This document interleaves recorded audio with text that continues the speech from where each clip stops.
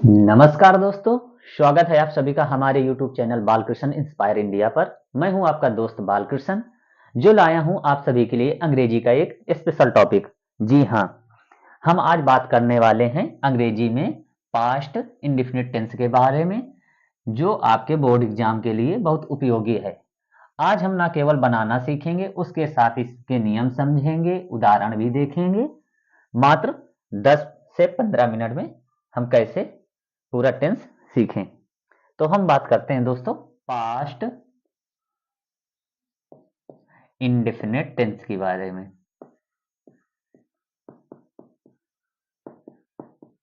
Tense, ठीक है। सबसे पहले पास्ट इंडेफिनिट टेंस होता क्या है ये समझेंगे। पास्ट इंडेफिनिट टेंस एक ऐसा टेंस होता है जिसमें कोई क्रिया पूरी हो चुकी हो या अर्थात कोई कार्य हो चुका हो, वहां पर पास्ट इंडेफिनिट टेंस होता है। इसको पहचानेंगे कैसे? पहचान, जिन हिंदी वाक्यों के अंत में था, थी, थे या क्रिया केवल क्रिया दी हो, वहां पर पास्ट इंडेफिनिट टेंस होता है। अर्थात जिन हिंदी वाक्यों के अंत में था, थी, थे या केवल क्रिया दी गई हो, वहां पर पास्ट इंडेफिनिट टेंस होता है। अब इसके हम सबसे पहले सहायक क्रिया और इसके सामान्य नियम समझेंगे। सहायक क्रिया और नियम। राइटिंग में ना जाना दोस्तों, थोड़ी सी राइटिंग हमारी तंग है। हाँ, तो उसमें हमारा, हाँ, सहायक क्रिया। वैसे तो अफर्मेटिव में जो होगा, सबसे पहले वर्ब की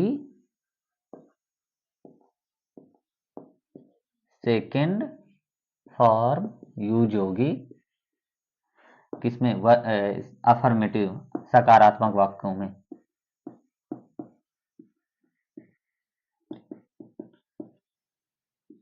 ठीक है, जैसे हो गया कोई, वह इस पढ़ने स्कूल गई।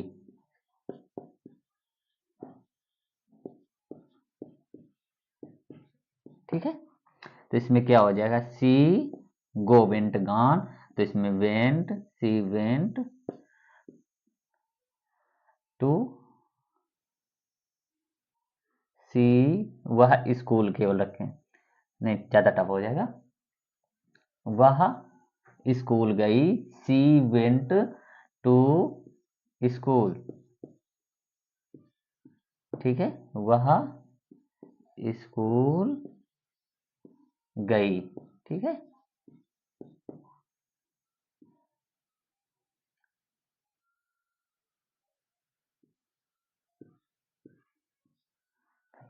वह स्कूल गई, सी वेंट टू स्कूल। अब इसके बाद सेकंड फॉर्म देखेंगे, मतलब इसका सेकंड नियम। सेकंड नियम में निगेटिव प्लस इंटरोगेटिव सेंटेंसेज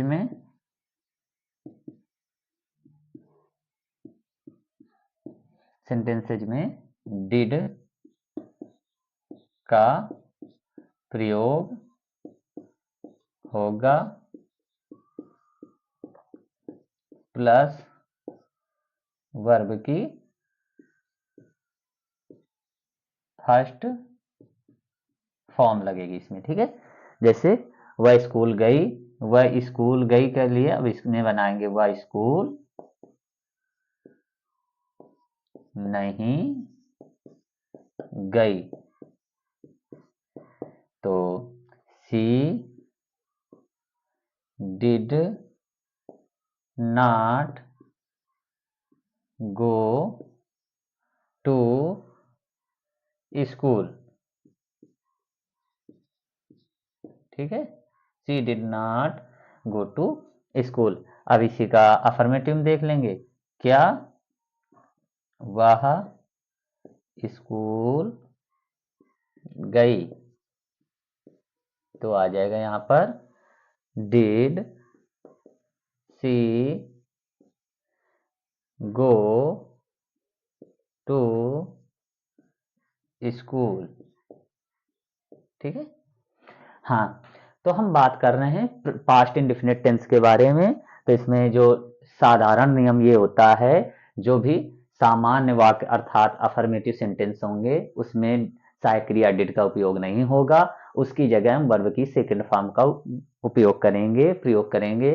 और जहां पर नकारात्मक और प्रश्नवाचक वाक्य अर्थात निगेटिव और इंट्रोगेटिव सेंटेंस होंगे, वहां पर हम सेकंड फॉर्म ना यूज करके फर्स्ट फॉर्म यूज करेंगे। उसके साथ सहायक क्रिया अर्थात हेल्पिंग वर्ब हम डिड का उपयोग करेंगे। तो चलिए दोस्तों विस्तार से देखते हैं। सबसे पहले देखेंगे अफर्मेटिव सेंटेंस।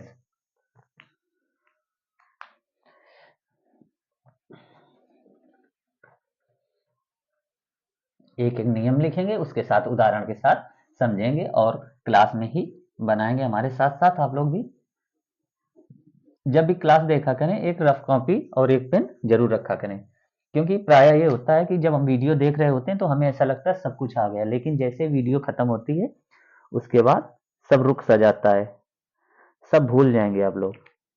सामने प्रश्न पत्र होगा बिना अभ्यास के, अगर ऐसे ही रहा तो आप लोगों को आएगा नहीं। सबसे पहले देखेंगे अफर्मेटिव सेंटेंस।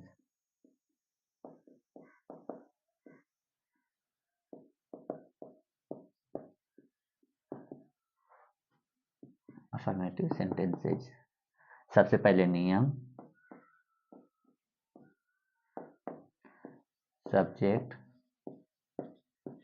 कर्ता प्लस वर्ब की सेकेंड फॉर्म, वर्ब की सेकेंड फॉर्म प्लस ऑब्जेक्ट।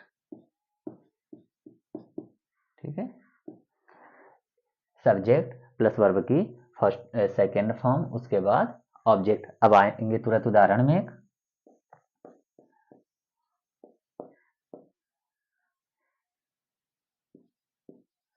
वह स्कूल गई। सी सब्जेक्ट हो गया, और गो का second form went to school. She went to school. इसका एक सेकंड उदाहरण देखेंगे।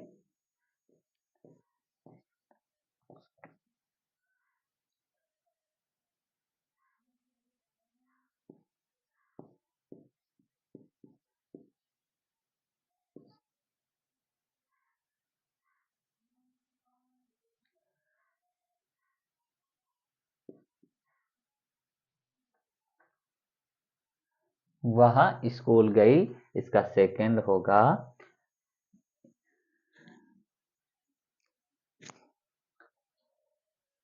वे पार्क गए। दूसरा उदाहरण में देखेंगे, दे वेंट टू पार्क। ठीक है। देखिए फिर से नियम से देखेंगे, subject subject second form object object हो गया। अब इसके बाद हम बात करने वाले हैं निगेटिव सेंटेंसेस के बारे में, फिर उसका नियम देखेंगे। ठीक है। अब बात करेंगे निगेटिव सेंटेंसेस। तो इसका नियम,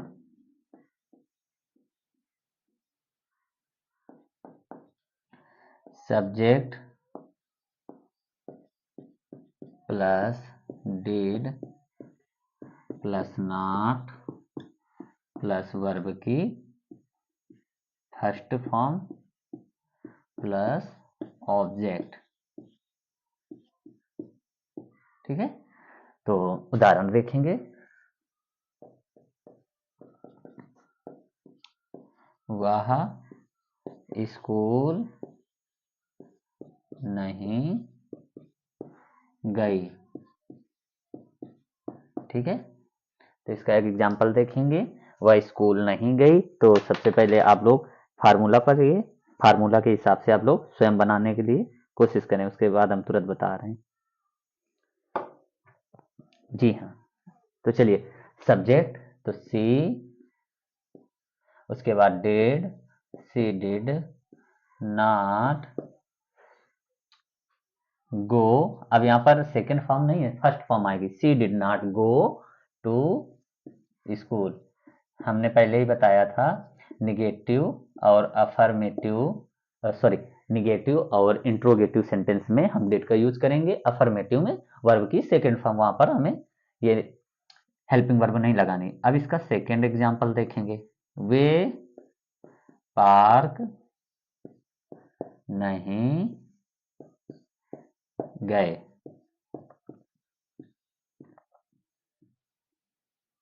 वे पार्क नहीं गए, दे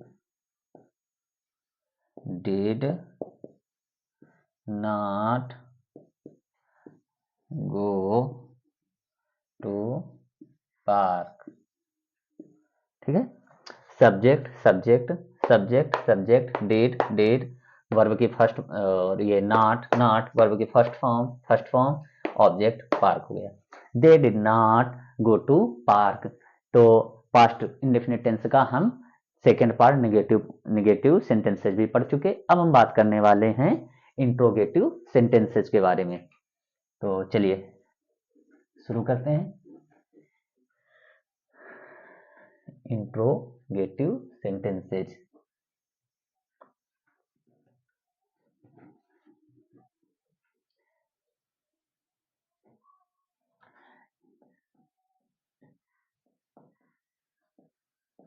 इंट्रोगेटिव सेंटेंसेज, इसको बनाने का नियम लिखेंगे। Did plus subject plus verb की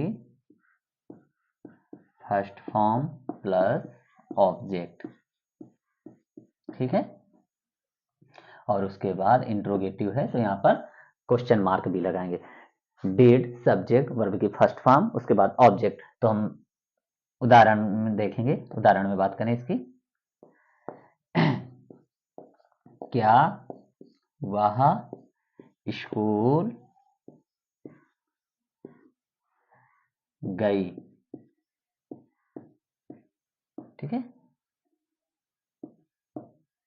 तो did she go to school.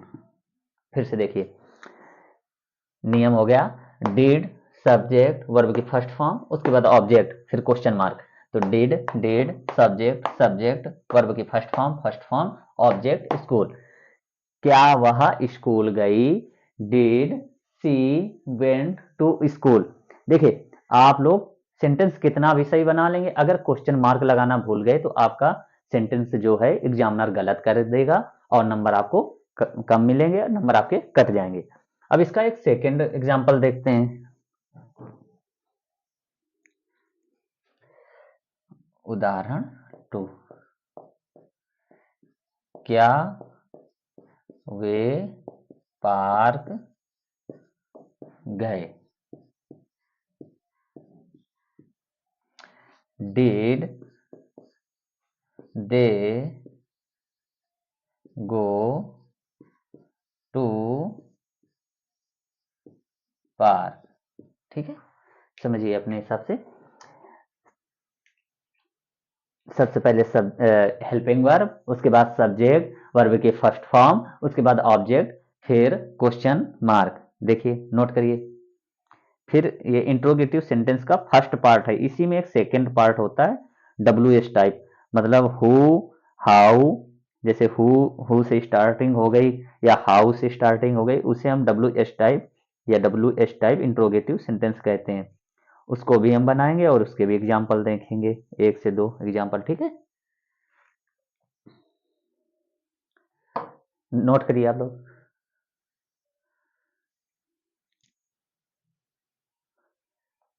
हो गया।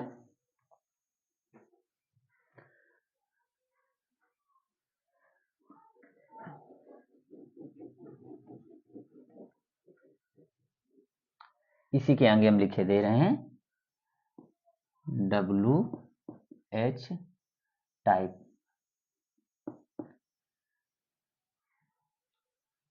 ओह सॉरी,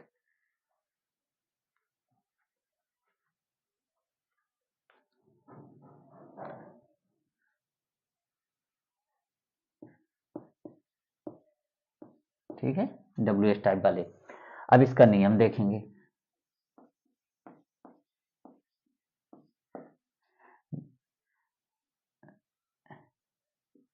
WH वर्ड मतलब जो भी क्वेश्चन शब्द होगा, WH work plus did plus subject plus verb की फर्स्ट फॉर्म प्लस ऑब्जेक्ट,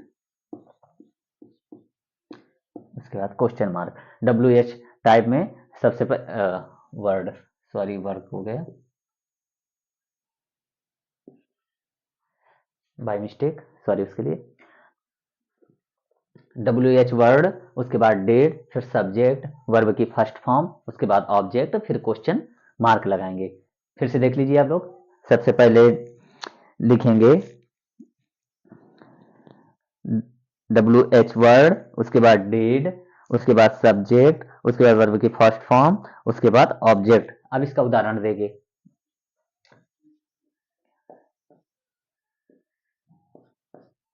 उसने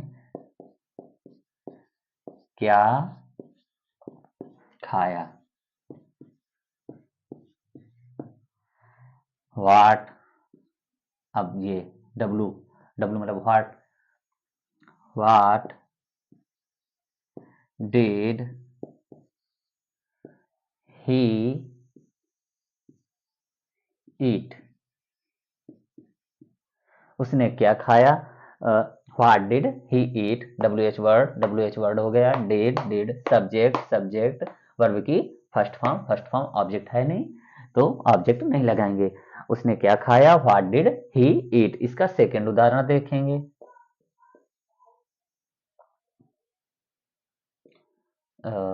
सेकंड एग्जांपल, पहले इसको देख लीजिए, आप लोग नोट करिए।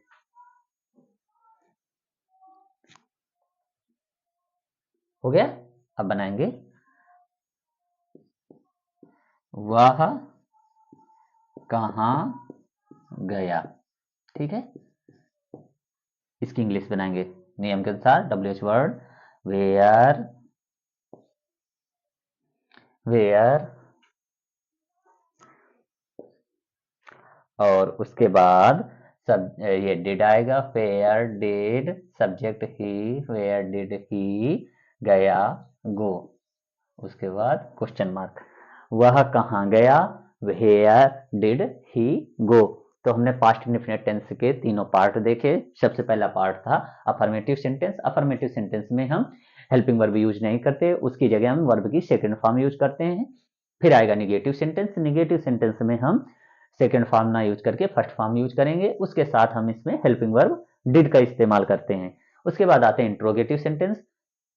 इंट्रोगेटिव सेंटेंसेज में हम वर्ब की फर्स्ट फॉर्म उसके साथ साथ डिड का प्रयोग करते हैं, और इसी में इंट्रोगेटिव सेंटेंस के सेकंड पार्ट मतलब WH टाइप के क्वेश्चन जो होते हैं उसमें भी हम इसी तरह प्रयोग करते हैं, अर्थात डिड मतलब सहायक क्रिया का डिड का प्रयोग करते हैं, वर्ब की फर्स्ट फॉर्म प्रयोग करते हैं, और उसके साथ हमने उदाहरण देखे। अब आप लोग ये कम से कम घर पे 5-5 एग्जाम्पल बनाइएगा।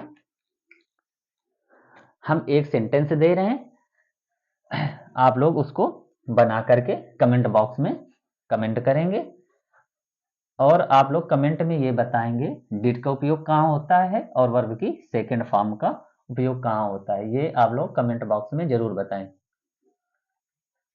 एक एग्जाम्पल दे रहे हैं, ये आप लोग घर पे बनाएंगे और कमेंट में भी लिखेंगे।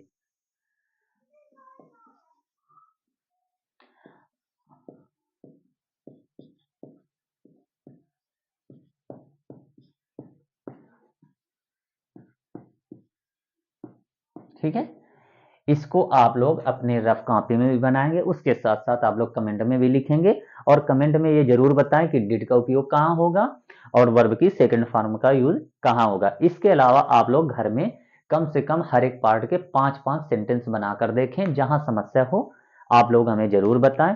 हम आशा करते हैं आपको ये हमारा वीडियो जरूर पसंद आया होगा, आपको समझने में मदद मिली होगी। अगर आपको ये वीडियो अच्छा लगा है तो अपने छोटे भाई बहनों के साथ, अपने दोस्तों के साथ जरूर शेयर करें, ताकि वो भी कुछ नया सीख सकें। और रोजाना इसी तरह नई अपडेट पाने के लिए जुड़िए हमारे चैनल से, बालकृष्ण इंस्पायर इंडिया से, और सब्सक्राइब करिए, बेल आइकन दबाना ना भूलिए, जिससे आपको रोजाना वीडियो डालते ही आपको अपडेट मिल जाएगी। तो आज की क्लास हम यहीं पर समाप्त करते हैं। धन्यवाद। तो इसके साथ अपने माता पिता तथा बुजुर्गों का सम्मान करें, बच्चों को प्यार दें तथा अपना व्यक्तित्व इस प्रकार निखारें कि महिलाएं और बच्चे आपके साथ सुरक्षित महसूस करें। धन्यवाद। बालकृष्ण।